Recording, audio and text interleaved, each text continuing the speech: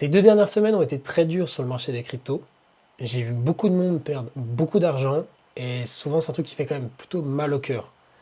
Et j'arrive pas à comprendre comment est-ce que c'est possible que dans un marché haussier, on est sur les cryptos, depuis novembre 2022, le Bitcoin fait que de monter. La plupart des altcoins sont aussi dans des tendances haussières. Ça fait 1 an qu'elles n'ont pas fait de nouveaux plus bas, même s'il y a des corrections dans les phases haussières. Il y a toujours autant de personnes qui perdent de l'argent. Et du coup, c'est un fait, c'est une réalité. J'ai vu des gens perdre 10 000, 15 000, 20 000 euros, alors qu'ils ne savent pas ce qu'ils font. Voilà, j'ai pas les mots, en fait, j'ai pas les mots. Dans cette vidéo, je vais partager mon sentiment en faisant un point de marché. Qu'est-ce que je pense qui va se passer dans les jours et les semaines à venir par rapport à mes compétences, mon analyse, et ça n'engage que moi. Je ne fais aucun conseil en investissement. Et juste avant ça, je vais prendre le temps justement de parler de quelque chose de très important que personne ne comprend. Moi, je fais des vidéos, je suis sur YouTube.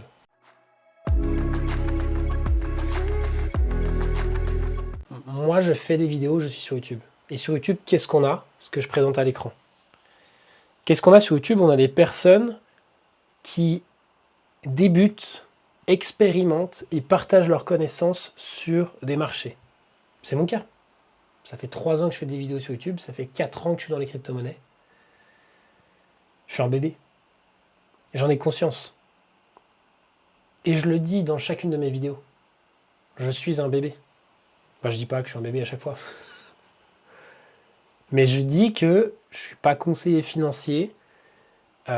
J'engage personne à faire quoi que ce soit par rapport à ce que je réalise.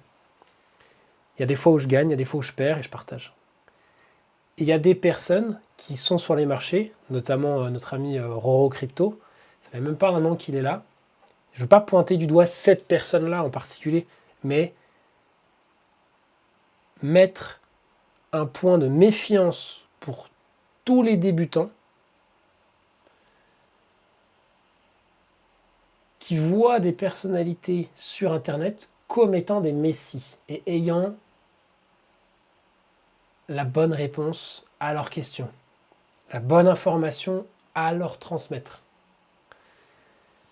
Bref, on va avancer parce que je pourrais parler de ça pendant des heures et c'est pas l'objectif de la vidéo. Moi, l'objectif, c'est que j'apporte le maximum de valeur. Avant toute action que tu réalises, pose-toi des questions. Que ce soit sur le fait d'investir sur le marché des cryptos ou de suivre une personne. Cette personne que tu suis, est-ce qu'elle est rentable ou non? Et qu'est-ce que ça veut dire rentable? Est-ce que ça fait 1 an qu'elle gagne de l'argent, 2 ans qu'elle gagne de l'argent, 10 ans qu'elle gagne de l'argent, avant de suivre ce qu'il fait? Peut-être qu'il te partage des informations en te disant il faut faire ceci, cela, alors qu'il n'est même pas rentable. Il n'a même pas gagné de l'argent grâce à ça. Est-ce qu'il est rentable? 3 possibilités. Oui, il est rentable. Non, il n'est pas rentable. 3, c'est un menteur. Oui, il est rentable. Non, il ne l'est pas. 3, c'est un menteur. Qu'est-ce que ça veut dire être un menteur? Être un menteur, ça veut dire je peux te montrer des choses et c'est pas la réalité. Je peux te montrer que j'ai gagné, mais je te montre pas mes pertes. Si tu dis non, il n'est pas rentable, c'est parce que tu vois qu'il a plus de pertes que de gains. Si tu dis oui, il est rentable, c'est-à-dire qu'il a plus de gains que de pertes. Le problème, c'est est-ce que tu vois cette personne perdre? Si une personne ne perd jamais, il y a un hic. Il n'y a aucun trader, qu'on soit d'accord, il n'y a aucun trader qui ne perd jamais. 100% de réussite n'existe pas. 80% de réussite, c'est très rare. 50% de réussite, ça commence à être, chez les traders rentables, plutôt une norme. Et 30% de réussite, c'est OK, parce que tu peux être rentable avec 30% de réussite. Il suffit juste d'avoir un bon money management, mais ce n'est pas le sujet de la vidéo. Donc à chaque fois que tu vois quelqu'un, pose-toi cette question-là. Est-ce qu'il est rentable? Est-ce qu'il te présente tout, donc ses pertes, et ses pertes au quotidien, à la semaine, pas une perte 1 fois par an, qu'on soit d'accord. D'où vient son argent? Si une personne fait du trading, c'est qu'elle a un capital. Sur quel capital est-ce qu'il trade? Est-ce qu'il trade sur un capital de 100 000 $, mais qui vient d'une propre firme? Donc c'est pas sa thune. Donc en fait, il a Est-ce qu'il a réellement conscience de l'argent qu'il met en jeu sur les marchés? Et est-ce qu'il en prend la valeur de ce que ça représente vraiment? Parce que quand tu as 100 000 euros sur ton compte, tu n'as plus du tout la même valeur de l'argent que quand on avait 10 000. Et je te parle en connaissance de cause. J'ai déjà vu cette somme sur mon compte, et waouh! Dans ta tête, il se passe un truc. Faut pas que je le perde, faut pas que je fasse de conneries. Je peux pas l'exposer publiquement. Je peux pas... Non, si tu as juste 100 000. Si tu trades avec 100 000 publics, peut-être que tu as 1 million à côté. Parce qu'en fait, c'est une petite partie de ce que tu as. Et je dis ça en connaissance de cause. Je dis pas ça pour faire le mec, j'ai 100 000, non. Je dis juste pour dire, quand tu commences à gravir des étapes, tu commences à comprendre des choses différentes que 99% des gens ne peuvent pas comprendre parce qu'ils ne l'ont jamais vécu en fait. D'où vient son argent? Est-ce que son argent il vient du trading? Est-ce que la personne a gagné de l'argent grâce à son trading? Moi, tous les mois, je partage mes résultats du trading. Combien j'ai gagné ou combien j'ai perdu. Et, d'une certaine manière, je présente aussi... Non, du coup, je ne présente pas, pardon. Je ne présente pas, et je suis honnête là-dessus, je ne présente pas mes investissements long terme. Combien est-ce que, éventuellement, j'ai de Bitcoin? Combien, éventuellement, j'ai de Uniswap, de Chainlink et d'autres cryptos? Je gagne de l'argent grâce à mes investissements long terme, mais je ne le présente pas. Et je le dis, c'est clair pour moi. Par contre, je présente mon trading, tout. Si je gagne, je perds, tout. Et tu vas voir, regarde mes vidéos, tu vas voir si je suis millionnaire en trading ou pas. Je te le présente. Si son argent, il vient pas du trading, bah, il faut se poser la question, d'où est-ce qu'il vient, cet argent qu'il a gagné? Et est-ce qu'il l'a exposé? Comment est-ce qu'il l'a gagné? Est-ce que son argent, il vient de l'affiliation? Là, on parle vraiment du marché des cryptos. On pourrait parler de quelqu'un qui fait de l'investissement immobilier, de quelqu'un qui fait... Il y a des influenceurs dans tous les sens. Est-ce que cette personne a fait de l'argent grâce à l'affiliation? Quand on a notre ami tout à l'heure et qu'on voit qu'il a un partenariat avec une plateforme, une unique plateforme, qui s'appelle, je ne vais pas la citer, cette plateforme lui donne de l'argent tous les mois. Quoi qu'il fasse, qu'il gagne, qu'il perde, il faut juste qu'il fasse des vidéos et des vues. Donc après, il a une stratégie de communication, de montrer peut-être des belles voitures, des beaux logements, du voyage, des choses comme ça. Mais si dans son trading il gagne de l'argent, mais qu'il ne l'utilise pas pour le dépenser dans son quotidien, ça veut dire qu'il a une autre source de revenus. Donc peut-être l'affiliation, peut-être un autre business. C'est possible. Moi, par exemple, mon capital, je suis honnête et transparent, j'ai déjà fait des vidéos là-dessus, mon capital de trading, qui est aujourd'hui important pour certaines personnes, et pour d'autres, c'est rien du tout, ce capital de trading, je l'ai eu grâce à l'immobilier. J'ai acheté et vendu de l'immobilier, j'ai eu un petit peu d'argent, je l'ai mis dans les cryptos, j'en ai gagné, j'en ai perdu, j'en ai décidé d'en mettre dans du long terme, j'ai décidé d'en mettre dans du trading. Et à partir du moment où j'ai eu mon capital de trading, j'ai commencé à générer de l'argent sur ce capital-là. Et aujourd'hui, de quoi je vis? Qu'est-ce qui fait que tous les jours je me nourris? Est-ce que c'est mon capital de trading ou est-ce que c'est autre chose? Parce que quand on a des personnes, comme je l'ai cité, qui montrent du lifestyle avec des voyages, des logements incroyables, j'allais dire incroyaux, ça se dit pas, il faut bien payer tout ça. Donc ça veut dire qu'il y a de l'argent qui ne vient pas du trading, qui vient d'autre chose. Étant donné que son capital de trading ne lui permet pas de faire des dépenses. On peut se poser la question de ces personnes, est-ce qu'elles sont compétentes ou non? Ça fait combien de temps qu'ils sont là, dans le marché, pour parler de ce qu'ils savent? Est-ce qu'ils ont peut-être, fait des études? C'est pas obligatoire d'avoir des diplômes. C'est un plus. Quand tu as des personnes qui ont des chaînes YouTube, elles ont moins d'une année d'existence, et que ça fait qu'une année qu'ils sont sur les marchés, peut-être que c'est pas les meilleures personnes à suivre. Peut-être qu'il y en a d'autres qui sont là depuis 10 ans, et voilà, il y en a, ils sont là depuis 10 ans, ils ont plus de connaissances que tous les autres, plus de connaissances que moi. Est-ce que ces personnes, elles savent de quoi est-ce qu'elles parlent? Est-ce qu'elles essayent de prouver qu'ils ont raison? Moi, je pense, j'espère pas, en tout cas, dis-moi dans les commentaires si j'essaie de prouver que j'ai raison, et ça me ferait chier de dire ça. Moi, j'essaie juste d'apporter de la valeur, d'apporter de la consistance à travers mes vidéos en disant, partageant mon expérience, partageant ce que je pense, et je ne sais pas. Je sais pas ce qui va se passer demain, même si je vais faire une proposition sur comment je vois le marché actuellement. Moi, j'essaye pas de prouver que le trading, ça va nous rendre millionnaires.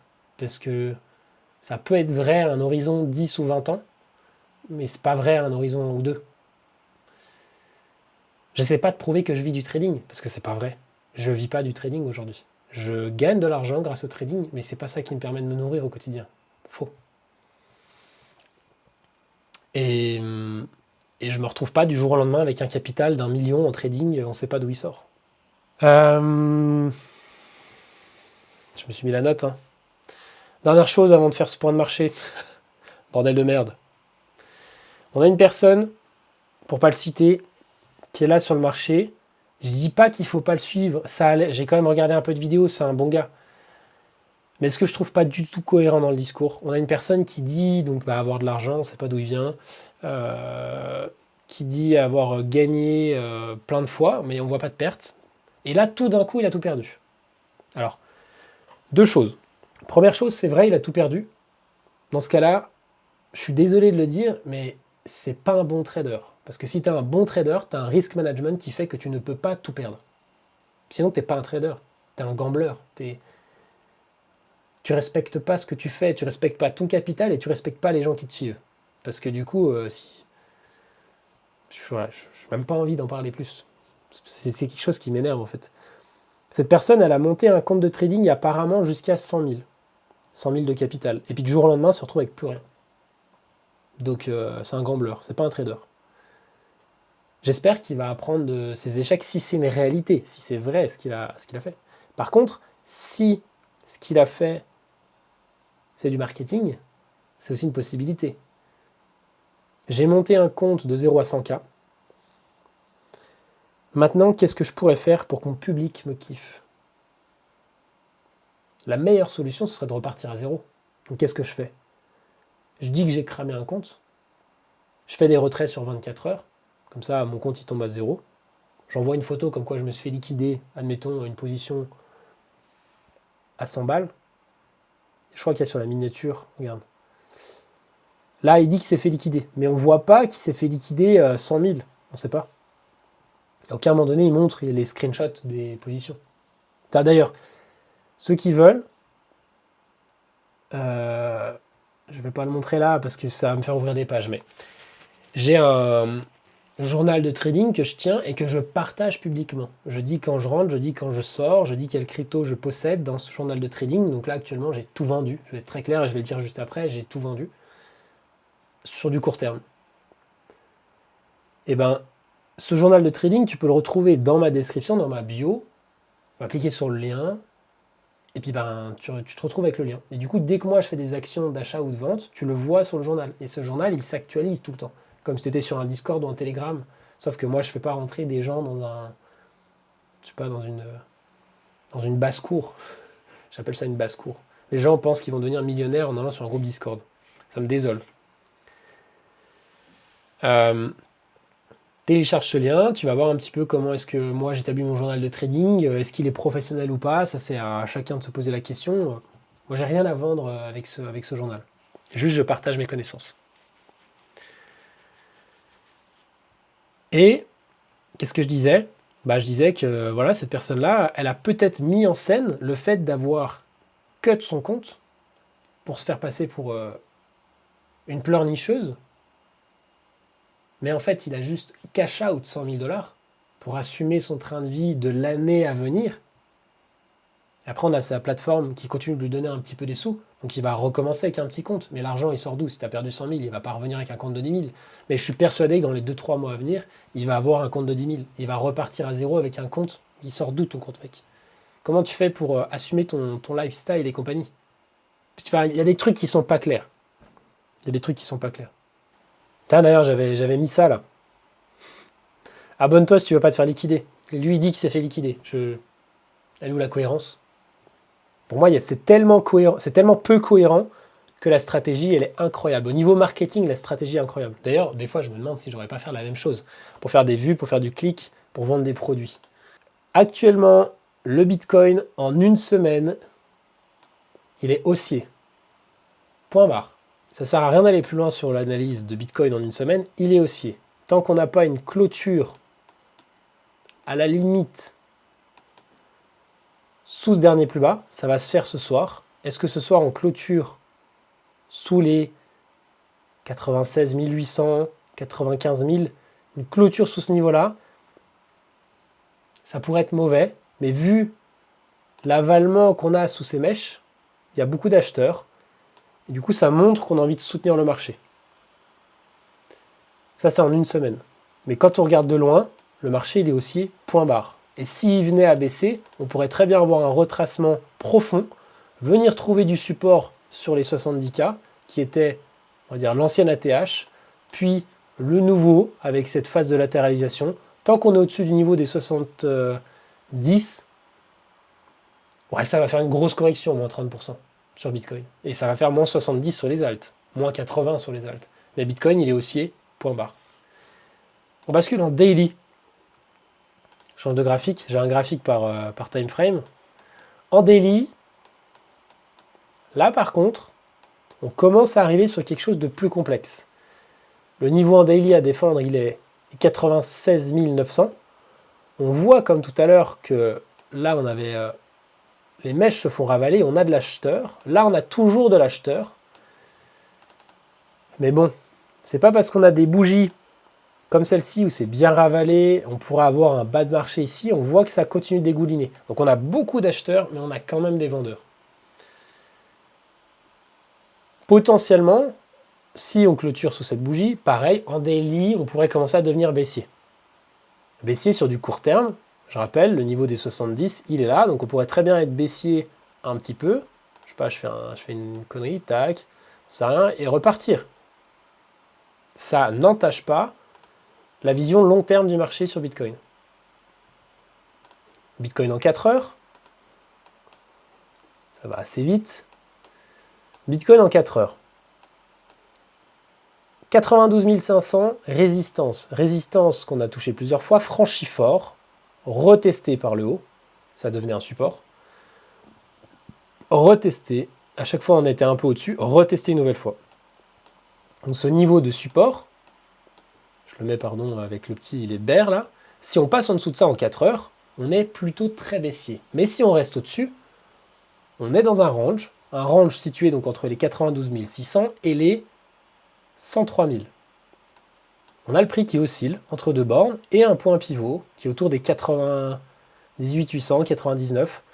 On est venu taper dedans à plusieurs reprises, encore, on passe au-dessus, on revient tester, là on est au-dessus, là on tape dedans, là on tape par-dessous, ainsi de suite. Là on vient de retaper le bas du range et on revient au-dessus. On est dans un range. Pas compliqué à lire. Si on vient au-dessus du range et qu'on passe au-dessus, ben, on pourrait éventuellement se dire qu'on est dans une phase haussière. C'est un scénario qui est envisageable. Là, on vient de se faire rejeter par le mid-range. C'est peu probable que ça se fasse en 2-3 heures, que ça se fasse dans la journée, que ça se fasse début de semaine. Pour moi, ce n'est pas la plus grosse probabilité. On pourrait très bien rester à l'intérieur de ce range, refaire des allers-retours comme ça pendant quelques jours, semaines, je ne peux pas savoir. C'est une possibilité. Et on est sur quelque chose qui soit plutôt une latéralisation, quoi.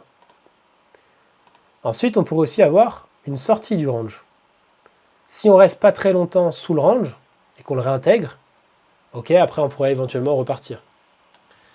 Si cette sortie, elle se solde par une sortie, un retest, et que là par contre on fait un nouveau plus bas, là ça part à la cave. Et là c'est un scénario qui est négatif.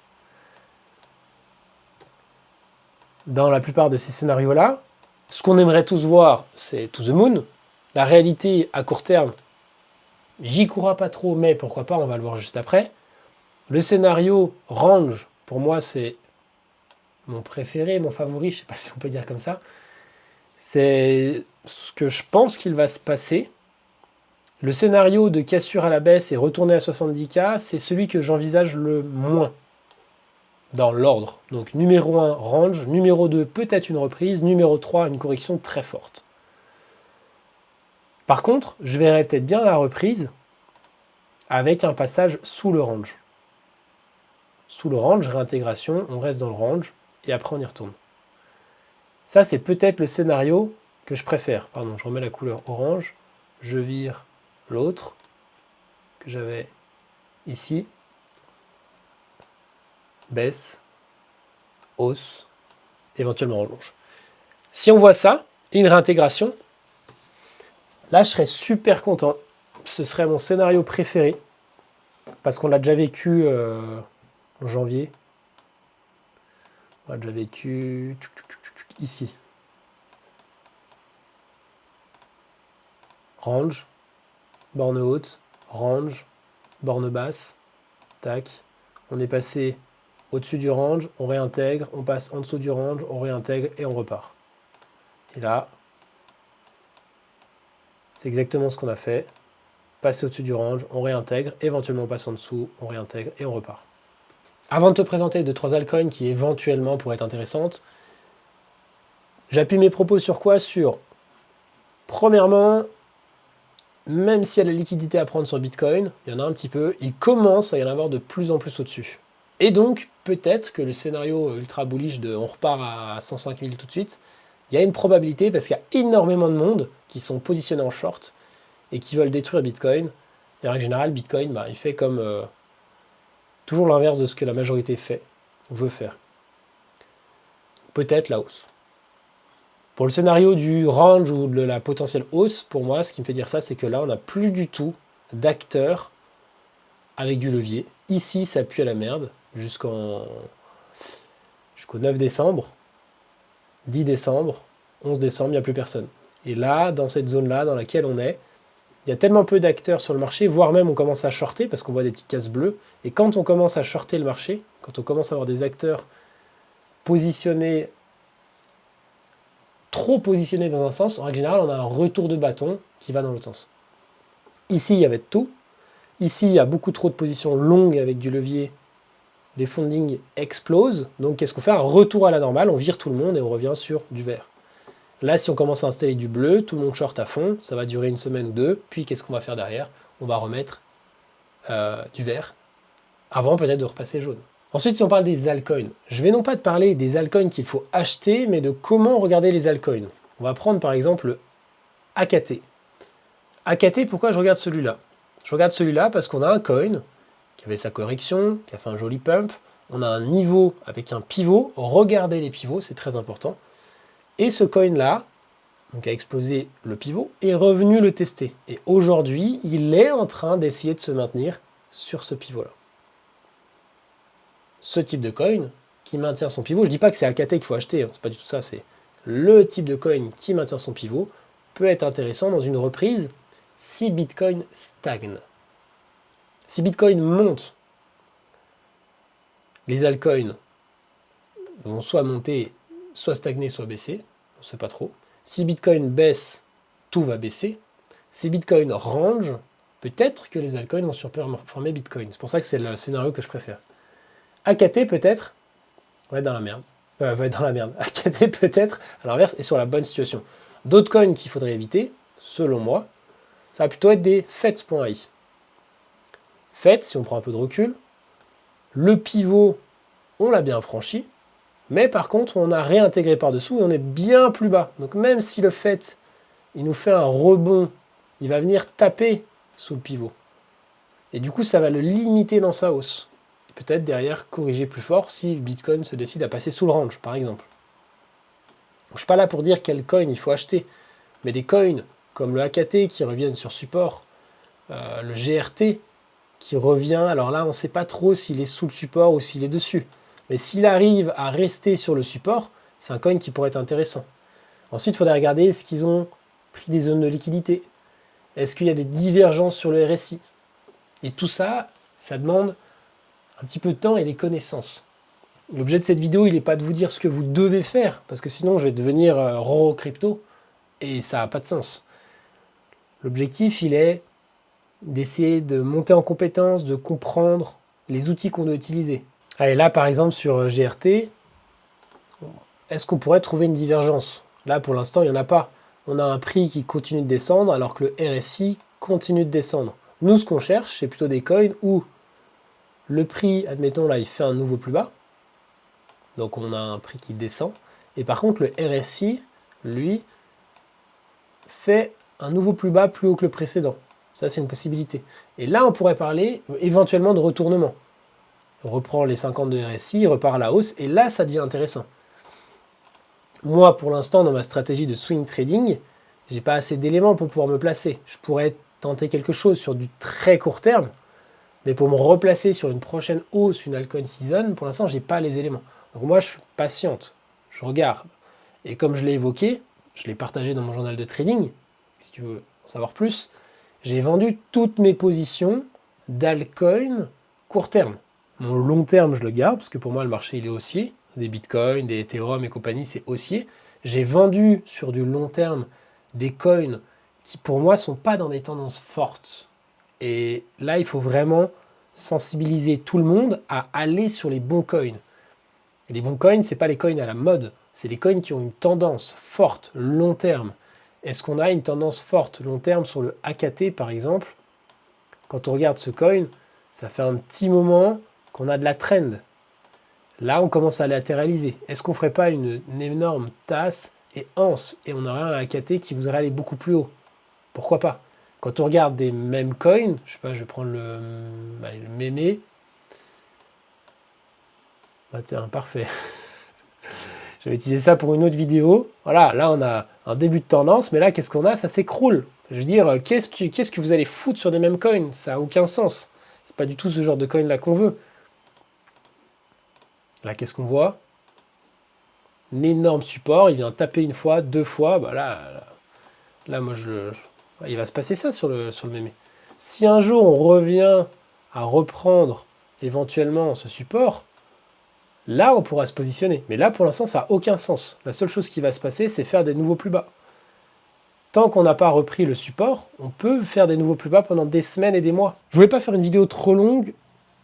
Je voulais pas donner les coins à acheter, parce que j'en sais rien. Parce que pour le moment, moi, je ne me positionne pas. Je t'ai dit, je suis sorti du marché en court terme. Je ne prends pas de décision si je n'ai pas tous les indicateurs à suivre. Par contre, le jour où j'aurai les indicateurs et que je vais pouvoir les partager, je les mettrai sur cette chaîne YouTube. Donc, n'hésite pas à t'abonner si ça t'intéresse. Si tu veux savoir aussi quand est-ce que je prends une position, le lien dans la description pour aller voir ce journal de trading. Et tu pourras voir justement l'avancée de mon compte de trading. Est-ce qu'il progresse ou pas? Est-ce que j'ai gagné certains mois ou pas? Et j'en fais un bilan une fois par mois. Sur ce, je te souhaite une très bonne fin de journée. On se retrouve à bientôt pour une prochaine vidéo. Ciao!